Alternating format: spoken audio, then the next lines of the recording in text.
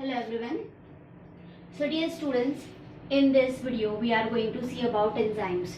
वैसे मैं आपको बता देती हूँ in surface chemistry chapter we already have completed this topic enzymes हम ऑलरेडी वहाँ पर कंप्लीट कर चुके हैं बट देन ऑल्सो ओके थोड़ा सा कुछ और एक्स्ट्रा चीज़ें हैं जो आपको बायोमोलिक्यूल चैप्टर में एंजाइम्स के बारे में पढ़नी है. मैं सिर्फ आपको वही चीज़ें इसमें बताने वाली हूँ जो बायोमोलिक्यूल में आपको एग्जैक्टली पढ़नी है. वैसे मैं आपको बता दूँ कि बोर्ड सिलेबस से जो एंजाइम टॉपिक है ना तो वो बायोमोलिक्यूल में है और ना ही surface chemistry. I think surface chemistry से भी उसको रिमूव कर दिया है but for the knowledge purpose for the JE purpose आप लोग जो है वो कौन सा वीडियो देखने वाले हैं. आप देखने वाले हैं सरफेस केमिस्ट्री का वीडियो जो एंजाइम्स के हम लोग एंजाइम्स के लिए मैंने आपको दिया था. और बायोमोलिक्यूल के लिए आपको जो चीजें यहाँ पर मैं बता रही हूँ that only you have to complete. Okay so enzymes children, enzymes जो रहते हैं enzymes are the biological catalyst. Okay enzymes होते हैं बायोलॉजिकल कैटलिस्ट और जनरली है ना और जनरली फैसिलिटेट करते हैं किसको बायोकेमिकल प्रोसेसेस को. ओके चलिए देन चिल्ड्रन जनरली आप लोगों ने देखा होगा कि नॉमेनक्लेचर ऑफ एंजाइम का जो जनरली नॉमेनक्लेचर रहता है जनरली उसमें सफिक्स लग जाता है एज. सफिक्स एज जैसे कि कोई एंजाइम जो है वो माल्टोज पर एक्ट कर रहा है तो वी कॉल इट माल्टेज, हम उसको माल्टेज बोल देते हैं. यूरिया पर एक्ट कर रहा है तो वी कॉल इट यूरिएज है ना. सुक्रोज है ना सुक्रोज जो कि इन्वर्ट शुगर भी कहलाती है तो उसको हम लोग बोलते हैं इन्वर्टेज.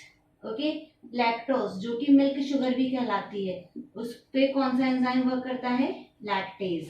तो जनरली यहाँ पर एज वर्ड का यूज ज्यादा होता है. जैसे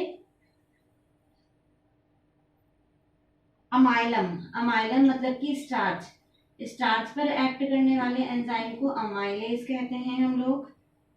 ओके देन प्रोटीन पर एक्ट करने वाले एंजाइम को प्रोटीएजेज. ठीक है ये तो क्या हो गया जहां जिस पर उसने एक्ट किया उसी के अकॉर्डिंग उसके नाम दे दिए है ना. उसके अलावा कुछ नाम जो रहते हैं उनके ट्रिवियल नेम होते हैं, कॉमन नेम भी होते हैं. कॉमन नेम जैसे कि कौन कौन से एंजाइम हो जाएंगे पेप्सिन है ना, ये ट्रिवियल नेम है इनके. ट्रिवियल नेम मतलब कि कॉमन नेम. पेप्सिन ट्रिप्सिन है ना, पेप्सिन ट्रिप्सिन ये हम लोग ले सकते हैं. उसके अलावा क्या रहता है बच्चों जो नॉमेनक्लेचर आईयूपीएसी ने जो नॉमेनक्लेचर दिया है उसके अकॉर्डिंग ये एंजाइम डिवाइड होते हैं 6 कैटेगरी में. ऑर्थलील OTHLIL ऑर्थलील. ओ मतलब होता है ऑक्सीडो रिडक्टेज मतलब ऐसे एंजाइम जो ऑक्सीडेशन रिडक्शन में हेल्पफुल होते हैं. टी मतलब होता है ट्रांसफरेज जो हेल्पफुल होते हैं किसी ग्रुप को ट्रांसफर करने में. ठीक है देन होता है हाइड्रोलिसिस जो कि हाइड्रोलिसिस रिएक्शन को कैटालाइज करेंगे. ठीक है देन लाइसिस मतलब कि लाइसिस मतलब कि ब्रेक डाउन. ओके तोड़ने में. देन आइसोमरेज एक आइसोमर को दूसरे आइसोमर में कन्वर्ट करने के लिए. And then last one it is ligase मतलब कि जोड़ना टू जॉइन है ना जोड़ने में. तो ये 6 कैटेगरी में आईयूपीएसी ने जो है वो एंजाइम्स को on the basis of the reaction के कौन सी रिएक्शन में वो पार्टिसिपेट कर रहे हैं उसके बेसिस पर एंजाइम्स को कैटेगराइज किया था. फिर अगर हम लोग देखें बच्चों कंपोजिशन ऑफ एंजाइम के बारे में ना, कंपोजिशन ऑफ एंजाइम तो मैं बता दूं आपको कि हर एक एंजाइम के पास में 2 पार्ट होते हैं ना. एक होता है एंजाइम का प्रोटीन पार्ट और एक होता है non protein part. One is called as protein part and other one is called as non protein part. ये जो नॉन प्रोटीन पार्ट होता है ये non protein part can be inorganic. Okay it can be inorganic or it can be organic. Okay, तो जो protein part है, चलिए protein part में कोई दिक्कत नहीं है बच्चों, उनको मालूम ही है कि कोई ना कोई तो protein part enzyme, all enzymes are protein. और एक होता है इसका नॉन प्रोटीन पार्ट। ये नॉन प्रोटीन पार्ट जो रहता है, जनरली इस नॉन प्रोटीन पार्ट को हम लोग बोलते हैं cofactor. This non protein part is called as cofactor. और ये नॉन प्रोटीन पार्ट या कोफैक्टर जो रहता है, it can be of two type. It can be either your inorganic molecule or your organic molecule. ये कोई भी इनऑर्गेनिक मॉलिक्यूल हो सकता है या कोई भी ऑर्गेनिक मॉलिक्यूल भी हो सकता है। ओके, तो यहाँ पर क्या रहेगा बच्चों, यहाँ पर इनऑर्गेनिक मॉलिक्यूल है, तो जनरली जो कोफैक्टर टर्म हम लोग यूज कर रहे हैं वो यूज ही इनऑर्गेनिक मॉलिक्यूल के लिए करते हैं। तो इनऑर्गेनिक मॉलिक्यूल में कौन कौन आ गया, Zn+2 ions, Zn+2, Mg+2, Fe+2, CO+2, K+, Na+, ये सारे के सारे आ जाते हैं हमारे इनऑर्गेनिक मॉलिक्यूल में, जो क्या कर रहे हैं, प्रोटीन पार्ट को हेल्प कर रहे हैं to catalyse the reaction. Okay, another one आता है चिल्ड्रन हमारे पास में ऑर्गेनिक मॉलिक्यूल, है ना। मैं थोड़ा सा ऊपर की तरफ बता रही हूँ, जो इसका नॉन प्रोटीन पार्ट है, that can be organic molecule. ये ऑर्गेनिक मॉलिक्यूल आपके दो टाइप के हो सकते हैं। ये ऑर्गेनिक मॉलिक्यूल हो सकते हैं coenzyme, they are coenzyme. Okay, and next आता है इसमें prosthetic group, prosthetic group. Okay, तो कोएंजाइम ऐसे ऑर्गेनिक मॉलिक्यूल हैं, है ना, ऐसे ऑर्गेनिक मॉलिक्यूल हैं which are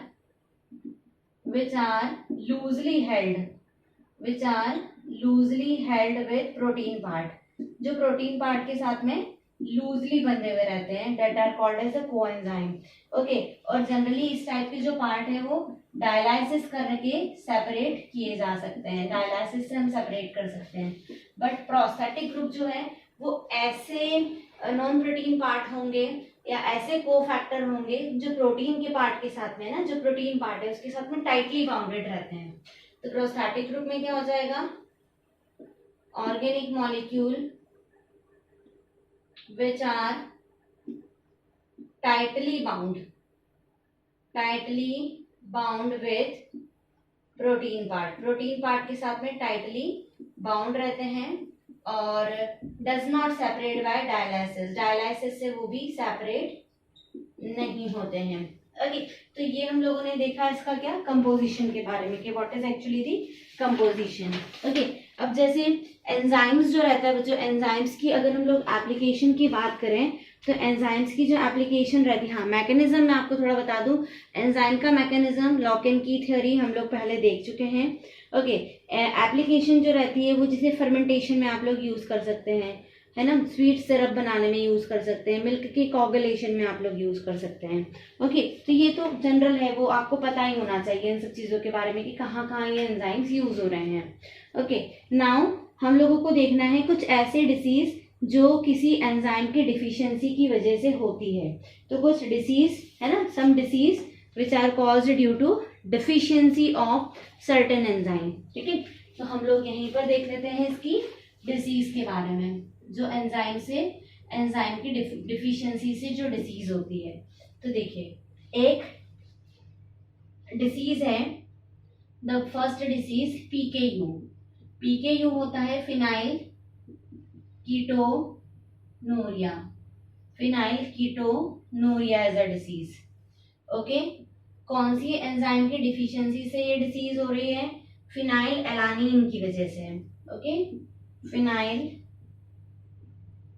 एलानिन की वजह से ये डिसीज होती है। मैं आपको बता देती हूँ इस डिसीज में होता क्या है, पीकेयू में, फिनाइल कीटोनूरिया में। ओके, तो यहाँ पर क्या रहता है, बेसिकली ये एंजाइम जो रहता है फिनाइल एलानिन जो एंजाइम है वो फिनाइल एलानिन को टायरोसिन करके एक बायोमोलिक्यूल, एक अमीनो एसिड होता है, उसमें कन्वर्ट करने के लिए बहुत ज्यादा जरूरी होता है। ओके, लेकिन the person who is suffering from such kind of disease, उसके साथ में प्रॉब्लम क्या होती है, मेंटल रिटार्डेशन, है ना, मेंटल रिटार्डेशन। मेनली इसमें एक और प्रॉब्लम आती है कि जो यूरिन होती है on the exposure of light radiation it turns to black in colour. Okay, phenylketonuria. ठीक है, तो यहाँ पर इसके सिम्टम्स की अगर हम लोग बात करें तो इसके सिम्टम्स यही है, मेंटल रिटार्डेशन. छोटे बच्चों में अगर मिलता है तो डेफिनेटली उनकी ग्रोथ पर भी बहुत ज्यादा अफेक्ट आएगा. ठीक है, mental retardation, brain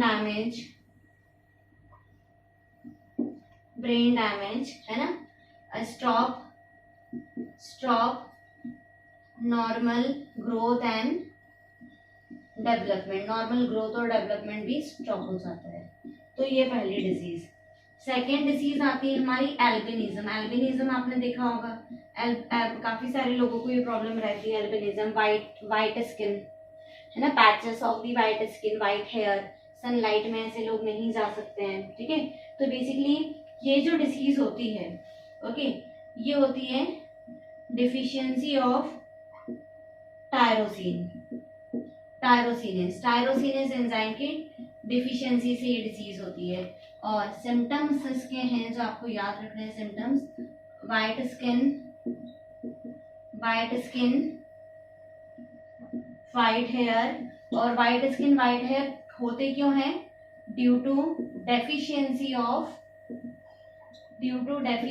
of melanin pigment. एक पिगमेंट होता है हमारी बॉडी में जो हमारे कलर को डिसाइड करता है. जनरली फॉरेनर्स इतने वाइट होते हैं बिकॉज उनमें मेलानिन पिगमेंट की कमी होती है. और जिनमें मेलानिन पिगमेंट की कमी होती है, देखो वो नेचुरली कमी होती है क्योंकि वहां पर सनलाइट का सबसे बड़ा इश्यू होता है. बट जिसमें ये कमी होती है उसको एल्बिनिज्म भी कहा जाता है. हाँ, फॉरेनर्स को आप एल्बिनिज्म नहीं कहते हैं बिकॉज नेचुरली उनमें ये सब चीजों का इश्यू पहले से ही होता है. ओके, तो this are the two disease. अच्छा, one more you can go. ये डिसीज नहीं है, ये एक एंजाइम है, स्ट्रेप्टोकाइनेज. स्ट्रेप्टोकाइनेज एक एंजाइम होता है जिसका काम क्या रहता है, वो क्लॉटिंग को डिसॉल्व करता है. ब्लड क्लॉटिंग है ना, ब्लड क्लॉटिंग को क्या करता है, डिसॉल्व करता है. और ब्लड क्लॉटिंग को डिसॉल्व करता है इसलिए ये प्रिवेंट करता है हार्ट अटैक होते हैं. स्ट्रेप्टोकाइनेज का होना भी बहुत ज्यादा जरूरी है. So this is all about children. इतना ही आप लोगों को एंजाइम्स में पढ़ना है. बायोमोलिक्यूल के टर्म में आप लोगों को बहुत ज्यादा एंजाइम्स के बारे में देखने की जरूरत नहीं है. बट इन केस अगर आप लोगों को ऐसा लगता है कि ये कम है या हमको और ज्यादा पढ़ना है तो you people can go for our chapter that is surface chemistry. वहां पर मैंने आपको ये एंजाइम बहुत डिटेल में अच्छे से पढ़ाया था. ठीक है, चलिए, so this is over now. Thank you so much.